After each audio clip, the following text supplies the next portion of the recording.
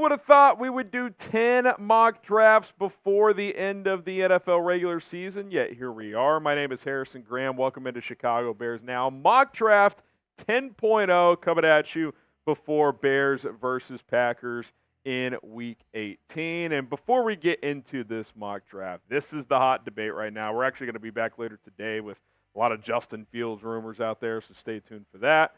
What would you do with the number one pick? Would you keep it and draft somebody, or would you trade down from the number one pick? Type K for keep, T for trade. Pin comment on today's video, so answer right there. I'm going to trade it for this mock draft because I think there's going to be a premium on this pick, and there's still a scenario that is very appealing to land arguably the top player in this draft in Marvin Harrison Jr. Little teaser, stay tuned. So New England moves up from 1 to 3.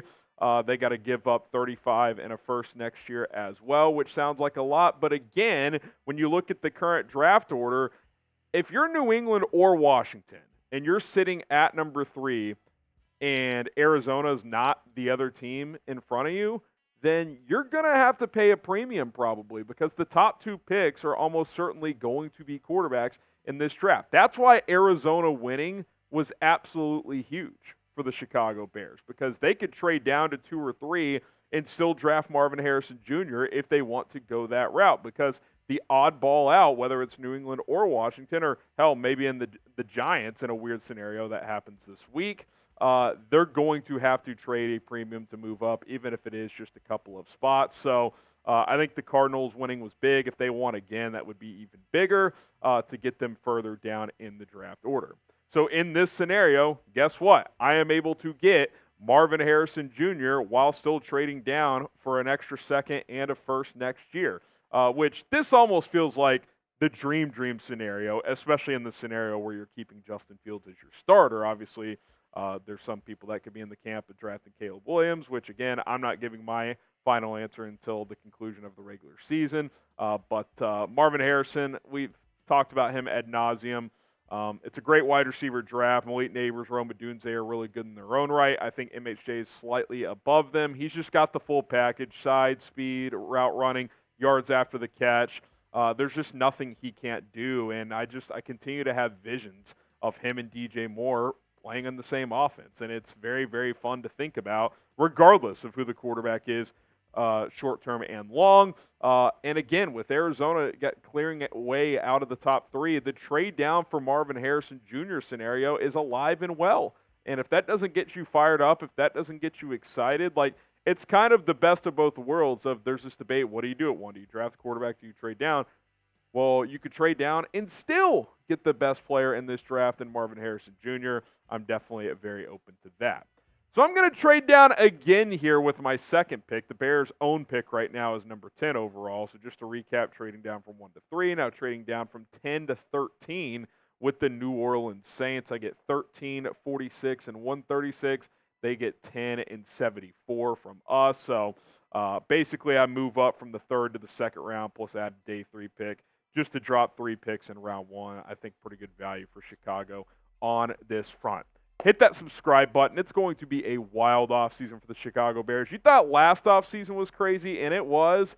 I think it's going to be even crazier this year because you got the momentum that this team is riding into the offseason right now. You've got, even more drama with what they might do at quarterback. I think there's still some coaching rumors that are going to be circulating. Don't miss out. Hit the subscribe button. Free content here on a daily basis. All right, round 1, pick number 13. I land Dallas Turner, the edge out of Alabama. And the reason I traded down is a couple of edges are still available, so I thought I could move down 3 spots and still get one. It was Turner, Chop Robinson, and Jared Verse were still available, so I was pretty much guaranteed to get one of them unless they all went 10, 11, 12. 2 of them did go, so I did get Dallas Turner here, who's been a really good player for the Tide in his career, 3-year starter basically, 32.5 TFLs, 22.5 sacks. I think what I like about him even more is despite him being slightly undersized, especially for a 4-3 edge, he's going to be probably in that 240-ish, 245 range. He's an efficient or excellent pass rusher, but he's also very good against the run, which we know Matt Eberflus values, and if he's going to be the coach next year, then your edge rusher's got to be able to play the run well. Dallas Turner does that. By the way, did anybody see after Alabama lost that dramatic game to Michigan in the CFP. Literally, like 20 minutes after the game, Turner's like, yeah, no ifs, ands, or buts about it. I'm out of here. He's like, yeah, I'm already off the NFL. I'm getting ready for the next step. So I don't know if that factors into anybody drafting him. If that was kind of weird timing on that, I wouldn't really care too much about it. But it was interesting nonetheless. Very good prospect. I think he'll go top 15. Okay, round 2 we go. For the second straight week, I'm taking Tyler Nubin, the safety out of Minnesota, who really just bursted onto the scene this year. He's pretty good last year, but this year kind of put it all together, had 5 interceptions, 4 more breakups, and we've talked about this for a while now. There's a real chance Eddie Jackson's not on this football team next year. I think at minimum he would have to take a pay cut, and at maximum he could just get cut. His cap hit's set to be like $18 million. They can save $13 million if they cut him. So if I'm restructuring, I probably at least want that number to go from 18 to 9. I'd want to cut it in half. So we'll see what happens with Bojack. But in the scenario where he is gone, you're going to need a starting caliber safety, and Nubin could fit the bill there and play next to Jaquan Brisker. Appreciate Prize Picks for sponsoring today's show. Start 2024 outright with the best daily fantasy app out there. It is Prize Picks, prizepicks.com/CLNS. I made a lot of money over the weekend, hit a couple of college football entries that I put out there, hit my DJ Moore entry as well, along with Justin Fields' rushing touchdown. And this week I've got this so far. I'm going CeeDee Lamb more than 99.5 receiving yards. Yes, I get it. It's a lot, but the guy's coming off 230. He's been unbelievable, and Washington's a checked-out football team. I think he has a big day. I'm going to go less on the Bijan Robinson rushing yards. We just watched Atlanta. They're a mess offensively. I don't see him having a big day there. 10 to win 30 for this two-player entry. PrizePicks.com/CLNS. The code CLNS gets you a deposit match up to $100. Get started today. It's daily fantasy made easy. Let's go back to the offensive side here. Jatavion Sanders, the tight end out of Texas, who made some good plays last night, had like 75 yards for the Longhorns. And I just think it continues to be pretty obvious as the season goes on that the Bears need to invest at tight end next to Cole Kmet. Now, you don't have to take a tight end in the top 50, top 75 picks. You could sign somebody, but you got to upgrade from Robert Tonyan, even though he is coming off his best game as a Bear. I think it's clear that that was mostly a swing and a miss. Again, I've said if Marcedes Lewis wants to come back at age 39, be your number 3 tight end again, good blocker, I'm down for that. But you need a number 2 next to Cole Kmet. You got to lower his snaps just a little bit. The fact that he's played in every game this year is pretty remarkable. A guy like Sanders, a very good receiving threat in 2 seasons. He's got almost 1,300 yards and 7 touchdowns for the Horns. Can really work the seam. He works those crossers well. Strong hands, yards after the catch. I think he would really be a good complementary player next to Cole Kmet if he does decide to go to the NFL. Speaking of the college football playoff, by the way, how great were those games yesterday? Who do you guys think wins it all? Is it number 1 Michigan or number 2 Washington?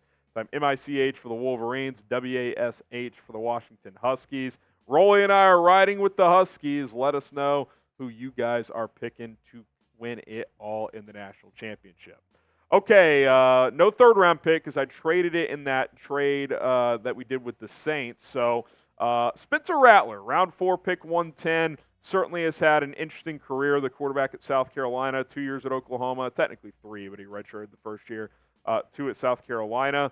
You look at his career numbers here. He's been productive. The turnovers crept up once he went to South Carolina. Obviously wasn't playing with as good a talent and as good of receivers as he had at OU, so you got to factor that in as well. This was a guy 2-3 years ago that was projected to be a first-round pick, and some thought he could go number 1 overall after that 2020 season, which still, from a statistical standpoint, was the best in his collegiate career.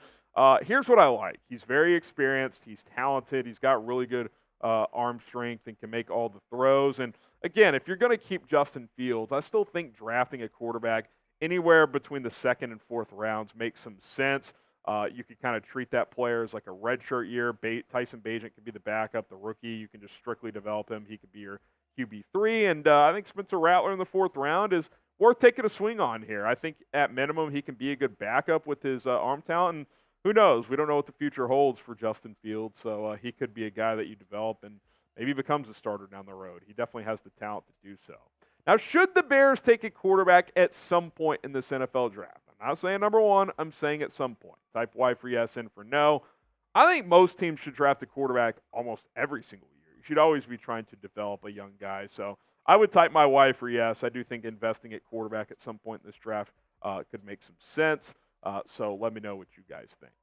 Okay, keep it rolling here. Braylon Allen, the running back out of Wisconsin, who's kind of built to play in Chicago. He's like 240 pounds, just a bruiser for the Badgers. You look at what he's done, a touchdown machine. He's carried that offense. Even this year when they shifted to an air raid attack, he was still pretty productive. They just didn't run the football as much. But I do think running back's a position to watch out for this offseason. Not convinced Deontay Foreman's going to be back. He was just a healthy scratch this week. Khalil Herbert's finished strong, so that's nice. He's playing really well. But I think adding someone to the room of Herbert and Roschon Johnson could make sense. And Braylon Allen could be the guy to fill that void. Okay, Jonah Monheim, the offensive lineman for USC. Versatile player. I think he could come in and be a quality backup right away. Maybe he's a starter down the road. He's played both tackle and guard in college, and you always like those guys. Like, as a backup offensive lineman in the NFL, to stick around longer, you got to be able to play multiple positions. And he's played tackle and guard in college, so he could come in, be like your number 6, number 7 offensive lineman next year. We'll see if Larry Borum's back on this team a year from now. He'll be entering the final year of his rookie contract. This could be kind of a Larry Borum replacement, a guy who is just decent at multiple spots. Trey Harris, this is a guy that could be rising up boards, the Ole Miss wide receiver. He was there in round 5. Remember, these simulators are all over the place. I think the day 3 stuff is hard to analyze this early on in the draft process, but he's played really well this year in the SEC, and he made the jump. He spent 3 years at Louisiana Tech. His last year there had 935 and 10 touchdowns, and he basically replicated that this year at Ole Miss, 985 and 8 touchdowns. So he proved he belonged. Had a big season there for the Rebs. So I think double dipping at receiver in this draft could make sense, and getting a talent like Trey Harris on day 3 is certainly good value. Keith Randolph Jr., I believe we took him in our last mock draft, running it back here. I feel a lot better about the defensive tackle position now than I did early in the season, but I still think he's a guy who could rotate in and be a contributor, so you get him in round 6. And then the Temple linebacker, Jordan McGee, in round 7, special teams. He'd probably be a practice squad type of piece because you're obviously pretty deep at linebacker, but this was a BPA type of situation here in round 7. So there you have it. Grade our Bears mock draft 10.0, and hell, if you want to predict how many mocks we're going to end up doing, go ahead and predict a number in the comments. I would say it's going to be over 20. I mean, we might do one every week between now and the draft, so who knows how high we get. A, B, C, D, or F. Go ahead and grade today's mock draft. All right, guys, that's going to do it for today's Bears mock draft. I think you guys are going to like it. I think we're getting a lot of A grades to get Marvin Harrison Jr. on a trade down. That's pretty sick. My name is Harrison Graham. We'll be back this afternoon. Some Justin Fields rumors are gaining steam. Stay tuned. We'll see you in a few hours.